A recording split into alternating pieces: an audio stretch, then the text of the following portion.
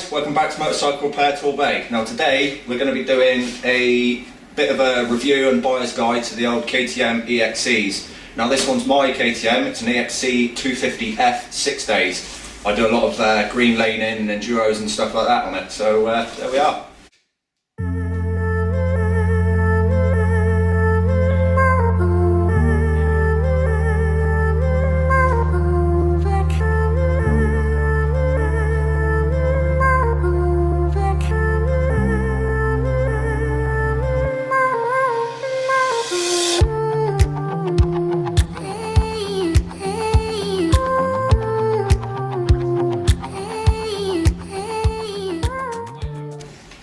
Right, so where we're going to start with firing the engine up and having a little listen. Now you want to make sure the engine is fairly quiet. There shouldn't be any knocking noises or any ticking coming from the top end of the engine. So let's fire up and see how she sounds.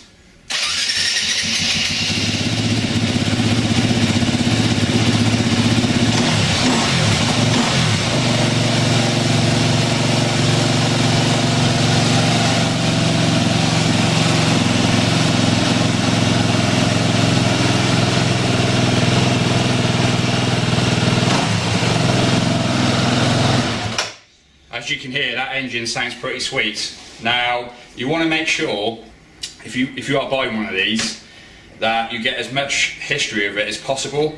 It's really important that the valve clearances have recently been checked, and also it would be nice if you are buying one to have a recent top end, if not a complete engine rebuild, because then you know it's going to be good for a fair few hours to come. And on that note, it's worth checking that the hour clock is actually working as well. Yeah, on this one, I believe it is, and the miles as well. Yep. I'm not sure what miles is on this one. I think it was about 5,000. It's on 240 or 100 hours. Now, if you spin the front wheel without the engine running, the clock should come on, like so. Wait, if you push this button here, it brings it on as well. Ah, does it? So that's 240 odd hours, and then you push this side, and that will scroll through. And you got clocks, you got lap timers, and all sorts of witchcraft going on. So you definitely want to check that when you're buying one. It's really important. Make sure that clock works as well, because I've worked on a few of these where the clock doesn't work and it can be a complete nightmare. Sometimes you have to replace the whole unit, which is not cheap. Right, so going from there, now if you are buying one of these, you want to make sure when you arrive the engine is cold, because these can have so many engine running problems from cold and starting problems. And from hot too. Yeah, a hot start, that's another one. Now it is worth noting, when we bought this bike, it had a starting problem. To cut a long story short, basically someone had the carb apart, took the fuel and air mixture screw out, and lost the little rubber O-ring inside and a little washer. It took us a few hours to find out what someone had done. Oh, she was a pig, wasn't she? Yeah, so that was that day we went out late kicking it. I nearly just threw it in the hedge in the end and said, you know what, I'll walk home. Yeah, so that's that. Now, so on a two-stroke, again, very important, you get, like, obviously it hasn't got engine valves, it's a two-stroke, but make sure there's history of at least a top end, if not a full engine rebuild. 100%, especially something this year should have been rebuilt fully by now. Otherwise, you are going to be doing it, unless it's really cheap and you budget for that sort of work, then fine. At least if you did do it, you know it's been done. Absolutely. So, right, moving on from there, I'm going to start moving on to like the running gear now. We'll start from the top. We'll do sort of like a pre-MOT, that will give you everything you need to check. So, obviously this bike's up in the air. Now if you haven't got a stand, you could get someone to pull it over on the side stands. Maybe we'll show you that towards the end of the video. But the first thing you want to check is the headstock bearings. So basically, just give them a nice light move from side to side. Now, a lot of times you'll get a notch right in the middle, because obviously the steering is always in the middle and the suspension's going up and down, puts a lot of pressure on the bearings and you get a notch. So if you just do that nice and lightly, this one is smooth as anything. Another good check is when it's on the floor, squeeze the front brake and bounce it, make sure it doesn't knock. Yeah, that's a good idea. Yeah, and what you could also do as well, because that's checking the top headstock bearing, but that's not checking the bottom. So you want to load the bottom up, like similar to what Ash said, press the front brake, push it down, and then you know, side to side on the handlebars to put pressure on that bottom bearing to make sure that's all sound.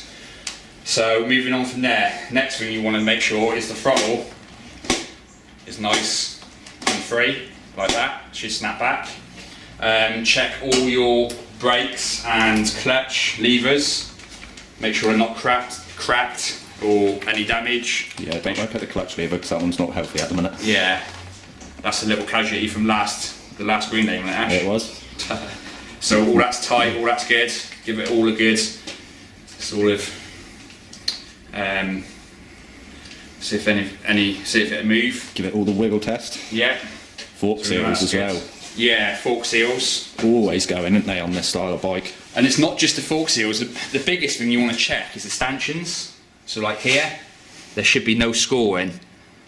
You might get a little bit, but if you can get your fingernail, pick it out of your fingernail, then that's bad news. You're going to need new stanchions. And at that point, I would actually walk away because That's expensive. very expensive, especially on the 6 days. Because Special suspension. yeah, obviously there's two different suspensions.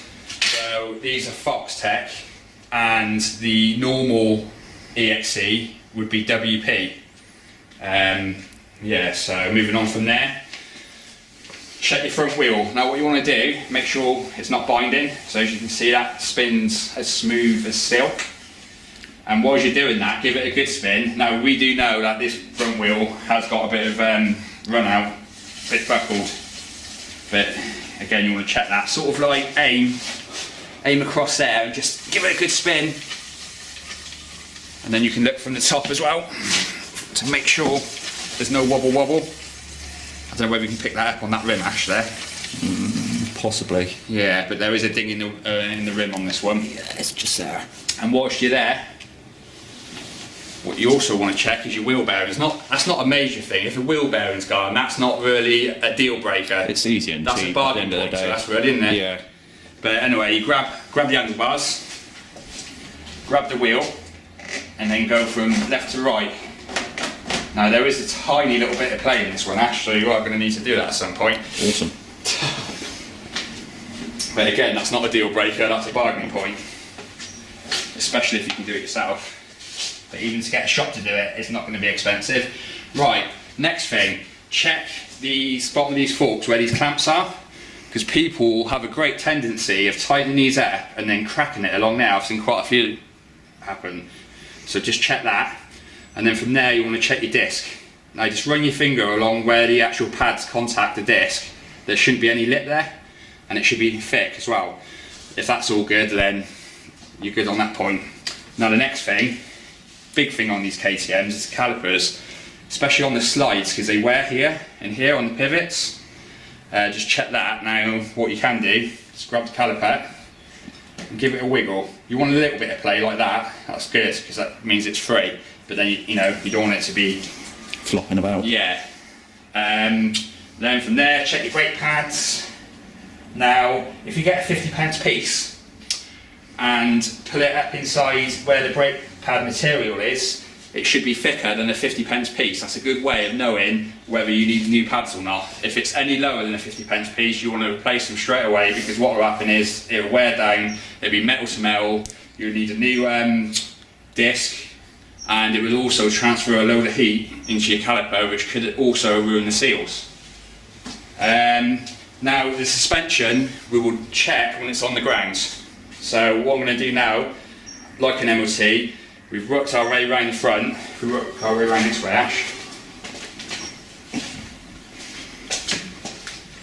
And like we said earlier, just check your fork seals, run your finger underneath, make sure it's bone dry, which that one is.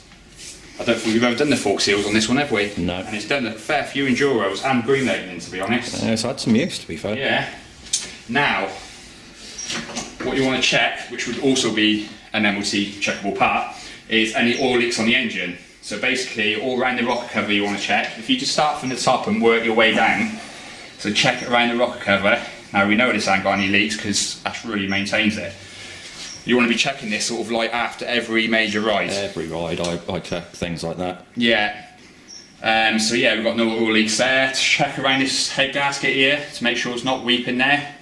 If it isn't, that's all good. Something this sort of age, it's a good way of telling if anything someone tells you is genuine about a rebuild as well, because you can tell if the gaskets are That's new a or good not. point. Very good point. Yeah, so like Ash just said, check the gaskets, you know. If they're saying, even if it's got a receipt, you don't know whether that's been generated, that receipt. If you're really thorough, you could actually take the number and go and ring the place where it was done, just to double check, and you can check the gaskets. If the gaskets don't look old, then you can guarantee that has not been a part, and if it has been a part, it's not been done properly, which again, you definitely want to walk away from that one. Anyway, so yeah, no oil leaks here, no coolant leaks. This is worth pointing out actually. So when the engine's running, you want to get it to running temperature, either let it idle, they do warm up really quick, and just check it's not leaking coolant from down here, because there is, whereabouts is it on this one, Ash? The drain. Yeah, it's around this location, Yeah. but you want to check it's not leaking any water, because when it gets hot, there's 2 seals in there and it can leak past and leak out.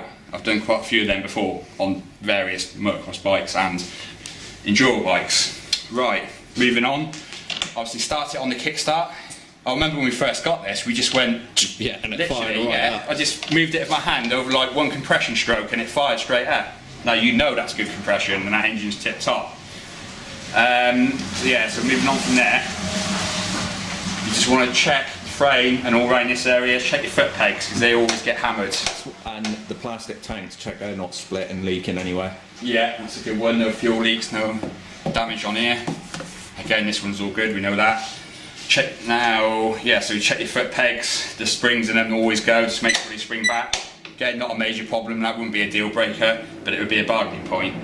Now, check your back brake. Obviously, there should be a spring on here. That's always missing, so always check that's there, because that brings the lever back up. Make sure none of it's loose, it's all intact. And another good point, what you is looking for, is the banjo belt. Now on these, the banjo belt is actually the brake stop light switch as well. And 9 times out of 10, because the wires are so small, the wires actually break off. So just check that, give that a visual check, and later on we'll be going over the lighting system anyway. But it's worth noting whilst we're here. Obviously you can check the brake fluid in your reservoir, make sure that's all good. Make sure there's no leaks from the master cylinder. Yeah, just run your finger underneath, that's nice and dry. Check your shock. Now, again, they get pretty hammered, and it's worth checking the actual mounting points where it's mounted also, because I have seen it before where people over tighten them or it's had a big impact and it cracks right along there. So check both sides of that shock to make sure you haven't got the same issue. The top one's not too bad. If that cracked, then it wouldn't even be attached. You'd want to check the bushes as well, wouldn't you? And yeah, I was going to get onto that point. Not bad. So now we're going to move on from here to the swing arm and up there. So basically, another major point you want to be checking is playing the swing arm pivot, which is here. So if you grab the mudguard or the exhaust or whatever is solid, grab under the wheel and give it a good. Now there's play in that wheel bearing, but I can see that swing arm is tight as anything. There's no play in that swing arm whatsoever. If you wanted to double check, you could grab hold of the actual swing arm and give it a good shake, but that's all good. Now, this has been needing doing a while. Yeah, it has. I keep forgetting about it. But that's not quite bad actually, isn't it? Yeah. Fair bit of play in those wheel bearings and that ain't need doing. In the KTM, there'd be two wheel bearings each side. In most enduro stuff and most motocross stuff, you have 2 wheel bearings instead of 1. Yeah. Because obviously there's a lot more pressure there, it gets a lot more abuse. So that's worth bearing in mind when you come to order them. Make sure you've got all the bearings that you need. Just buy a kit, it's easier to be fair. So moving on from there, now you want to check the bushes in the shock. Now to do that, put your hand on there, grab the wheel and go up and down. Just try and lift it up, but that is very tight, there's no play in that whatsoever. Again, if there's a lot of play in that could be a deal breaker, because if you have to buy a whole new shock, can you do the bushes in these? I don't think you can. I think you'd have to buy a whole new shock, which wouldn't be cheap. Right, so again, spin the wheel, make sure it spins freely, check the caliper. The rear ones, for some reason, the rear ones always tend to wear more than the front. But just grab it again like we did the front. Make sure there's not tons and tons of play in there. There should be a little bit of play is always good because it means your caliper's free. Check the pads. Again, you do the same with the 50p piece as I explained earlier. Check the brake line, which you'd want to do that on the front as well. We should have done that, but you know, just check it, make sure there's no leaks, make sure nothing's rubbing on it, especially where it pivots, because that's where it would rub. Again, we know this one's all good. Just run your finger under the banjo, make sure there's no leaks there. That's good. So obviously check your tyres as well, because they're not cheap and they can be a right pain in the ass to fit as well. So definitely, you know, if you're going to buy one of these and you haven't got much clue about changing tyres and doing stuff yourself, it's really important that you get this right. So you want good tyres, and another thing I would point out is a rim lock. So let's have a look. I have seen people take rim locks out because they are really hard to fit when you're doing inner tubes. So always check that. So the rim lock's here, as you can see, and your tyre valve's there. So always make sure it's got a rim lock in. Otherwise, as soon as you take that off road, if you let your tyres down to about 12 psi, you'll be ripping the inner tube. Right, so that takes care of that. We'll move on to the chain. Chain and sprockets. So again, just give it a visual check. It should be fairly slack.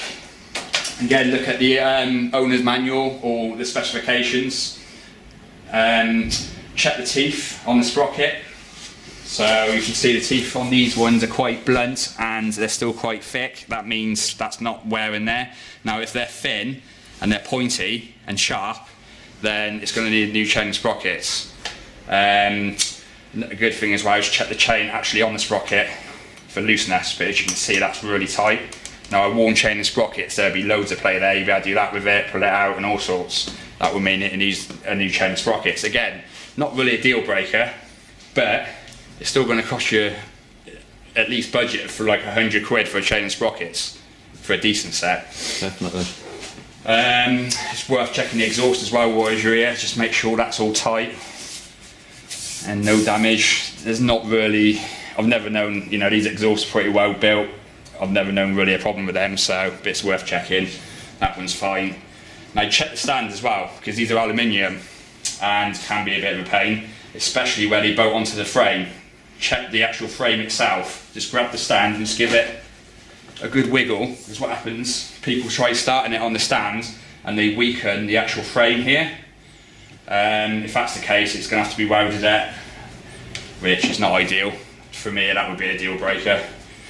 Depends on how much the bike was, I suppose. Again, check this foot peg. That one's good. Check these bolts here as well, what holds the subframe on, because these rattle out. And check the subframe here, because that can crack. Actually, that's another point, I've just reminded myself, what you really want to check on these is the subframe. So what you need to do is stand behind the bike and just check that this lines up with the back wheel. If that doesn't line up, more than likely the subframe's bent. Sometimes this plastic bit can warp, but 9 times out of 10 the subframe will be bent, which means someone's crashed it or flipped it. Now let's move on from where we left off, so the stand. Now we sort of get to this area, so you've got the sprocket here. Now on these KTMs, I've done loads of these, and that basically is the output shaft seal for the sprocket. If you just check underneath, try and run your finger in there, it is hard to see. As you can see, that's dry. We've actually done this one. Normally what you see is the oil coming out from here, isn't it? Yeah, it will spray round, or it'll leak down the back of it and then onto the tray and then obviously onto the floor. So if you've got a leak, 9 times out of 10 it will be the output shaft seal, and if it's not that, it could be the gear change seal. But if you're going to do one, do them both, then that rules that out. Like I said, we have actually done this one because it was leaking. Just check like nuts and bolts on your filter as well, because these always get rounded out where people sort of don't use the right tools or they over tighten them. They're always doing it, aren't they, Ash? Yeah. Right, check your carb. Obviously inlet manifolds. Check it's all tight. The choke now on these are up here. There's a little knob there, just make sure that moves freely in and out. They can bind up sometimes, which has to be stripped down and cleaned. Now, it's a good chance to point out what Ash was saying earlier about the bottom base gasket and the gaskets on your engine. Now, it's got a good view here, and you can see that base gasket has actually been replaced. And the owner did say that it had a top end. When we first got it, the cylinder was clearly a different colour to the rest of it as well, which, you know, would point out that had been changed. Barrel. So that's a good thing when you're buying something. Just question them, you know, and then when they give you an answer, you can come along and check it yourself. Now, if they're not being honest, and you know, the first sign of dishonesty, walk away, I'd say. But yeah, just check all around here, check there's no coolant leaks on the hoses. It's got the original NGK suppressor cap, that's good. It's worth checking the radiator from here as well, because you can see it quite clearly, check there's not damaged. So if you check up behind there, just check that, especially here, this bit here, that bar. Now, if they've had a bad fall off, it could impact on this panel and it bends the radiator inwards. So just make sure all of that's straight on both sides. There's a radiator on each side. So check that, because radiators aren't cheap. You can buy aftermarket at rated ones, but be prepared to spend a couple £100. And on that note as well, I mean, this one's got a fan on as well, so if it's got a fan, it's worth leaving it running. Make sure that fan comes on when it's supposed to. To make sure the thermal switch is working. Yeah.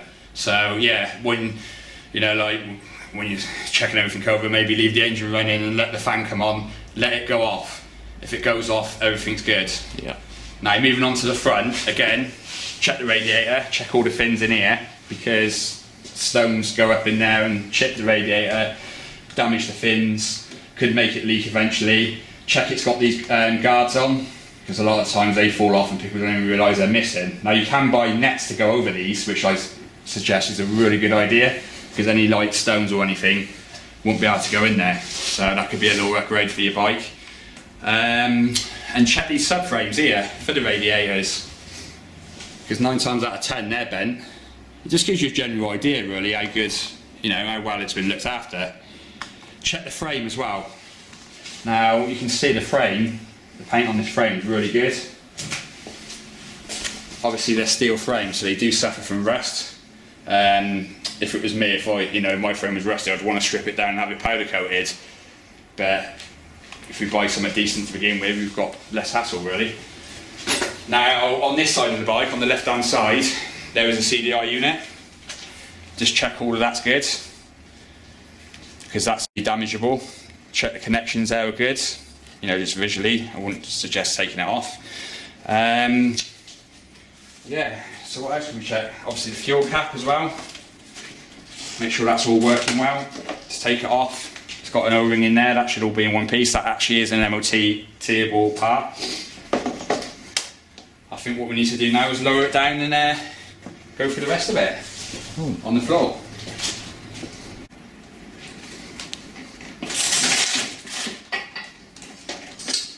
Now, if you're going to have a bike like this, I would suggest getting yourself at least a motocross paddock stand.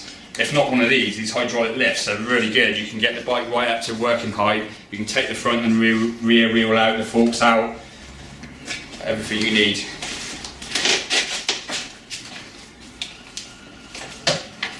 Just move this out of the way, and I'm going to show you how to get the bike up on its stand,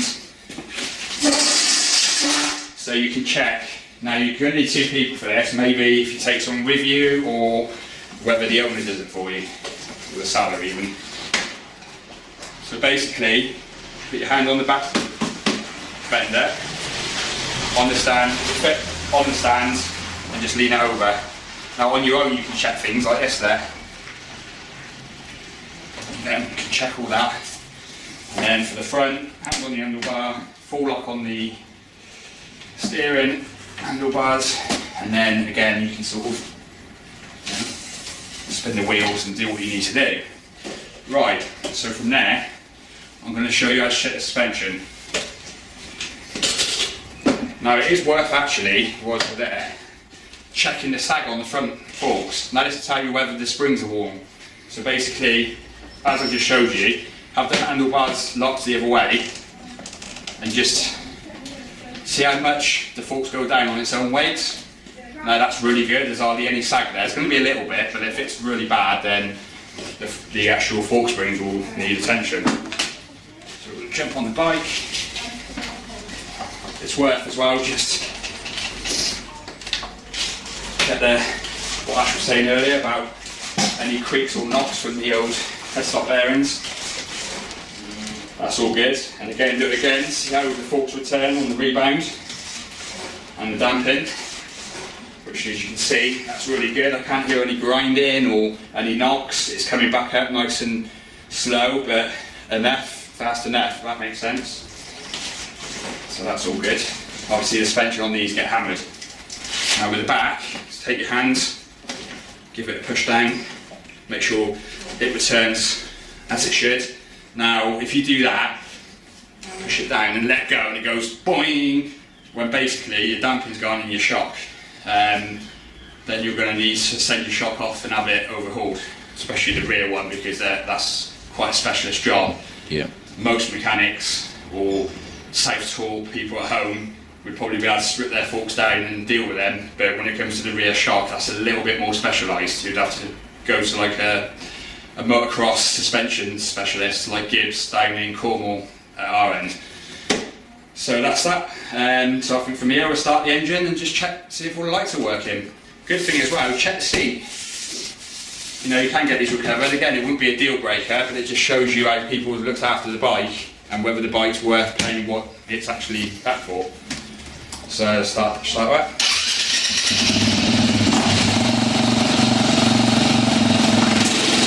Now what you want to check, make sure the horn works.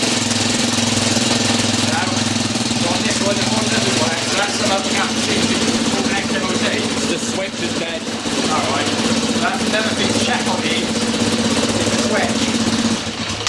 Because what happens is, the water gets into this switch and it corrodes the contacts. Now you can strip it down, it's fairly straightforward to do, to be fair. You take these two screws out and underneath there's a load of contacts, and normally they just get snotted up with corrosion. Now if you stripped it down, cleaned it down, stick some Vaseline on it, put it back together, that would be a good thing to do as a service, to be honest, is to take the switch apart when you do your every service and use some contact grease or Vaseline or whatever you've got, you know, lying around really, that is suitable for contacts. Right, I'm going to start back up again to check the lights.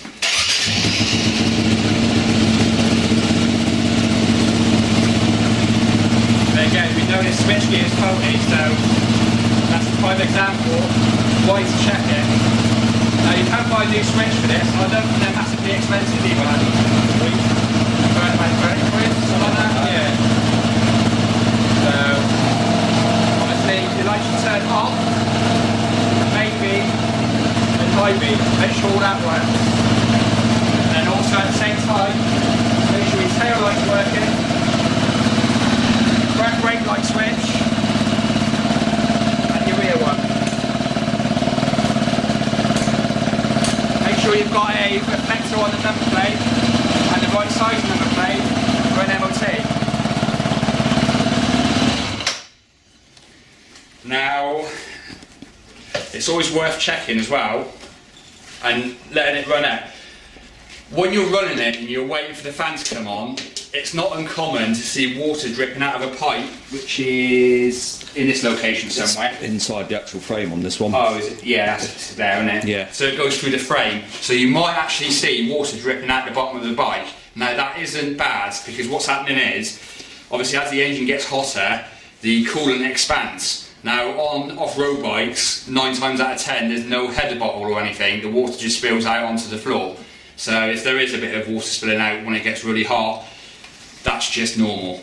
It's worth checking the coolant though when it's cold before every ride. I always do, just Definitely. in case. And you will have to top it up a little bit because it finds its own level. So, but it shouldn't be any more than like 200 mil, something like that. Yeah, I don't even think I'd need that much most of the time. So that's worth checking. If you're filling it up with like a litre, then or half a litre, you definitely know you've got a coolant problem. I think on that we basically covered it. Only other thing really is just basic things like check your panels, because I know if it's a 6 days to get the sticker kit, it can be an absolute nightmare. That's a pig, absolute pig. It might be worth pointing out as well, check it is a 6 days. On different years, there's different things that they introduced, but on this year, the actual cross trees were different. So you get these anodised ones, and they're completely different from the standard EXCs. What else is different, Ash? I think the wheels are different as well. Yep. There's the XO wheels. But there's various little bits, and it changes from year to year. And also on the 6 days, they normally have a map, like a mapping switch on the actual handlebars, which changes the map to 3 different settings. So you get tame and angry, basically, or angrier. Yeah, I think that's it really. Now your typical specs for like servicing and valves and all the maintenance. So I'll start with the valves, is around 40 hours, I would say. 40-50 hours, and then you want to be changing your oil 10 to 15 hours, but if you change it more, that's not a bad thing. I like to change my oil a lot, especially when you take the filter out, because it tells you what's going on inside the engine. Now if you pull that filter out and there's lots of swarf or shavings, you know you've got a problem, and that's your point where you're going to have to take the engine apart and get to the bottom of it before it gets out of control, because if you carry on riding it, it's just going to get worse and it will cost you far more money. Now the top end, right, the piston and rings you want to be checking about every 90 hours around. But if you sort of like notice a loss in power or it's getting noisy, then you want to be checking it sooner than that. And obviously at the same time you can check your cam chain and tensioner. So that's sort of the specs. You can find all these specs out online. Just do it as much as possible really, then you'll be fine. So a quick review on this bike. Now for me, KTM's is where it's at. I've ridden lots of other different bikes over the years, motocross bikes and enduro bikes. Why I like KTM so much is because a lot of the parts are interchangeable, they're easy to get, can be a little bit on the expensive side, but you know, you pay for quality. No game changer on that though. The KTM has the... Yeah. That's a good thing to point out actually. The EXC obviously has the electric start, and the only other thing really, if you're quite short, you might struggle this bike a little bit because they are so tall. There is things you can do. You can drop the suspension down a little bit, but then you're changing sort of the geometry of the suspension. Now it is a lot taller than a SX off-roader because obviously it's made for enduros. This is made for going up rocks and going, you know, down up steep hills and, you know, all the above. So maybe if you are on the short side, you might need to think about it in depth a little bit. Maybe look at other options. Yeah, I wouldn't say it was a beginner's bike. You may think it's a T50 and it's a small capacity bike, but you'll be surprised how powerful these are. Now, if you're off-roading, you get a little bit tired and you crack that throttle open in the wrong place, it is going to end in disaster. Yeah, game over. Yeah. Ask me how I know. I think if you're like, if it's your first off-road bike, then I would go for something a bit more tamer, like a KLX, something along them lines. Or with the CRF, they did the CRFL, didn't they? Yeah, that's more road going. Well, that would be a good beginner bike. Yeah. Or what you could do, you could gear this down a little bit on the sprockets, will make it a little less powerful, and then maybe when you get used to it, you could put it back to standard. So yeah, but in general, very good bikes. You will not go wrong with buying one of these. You definitely won't lose any money on it because they retain their value. Definitely. So if you're in the market for one, I suggest you go and buy one, to be fair.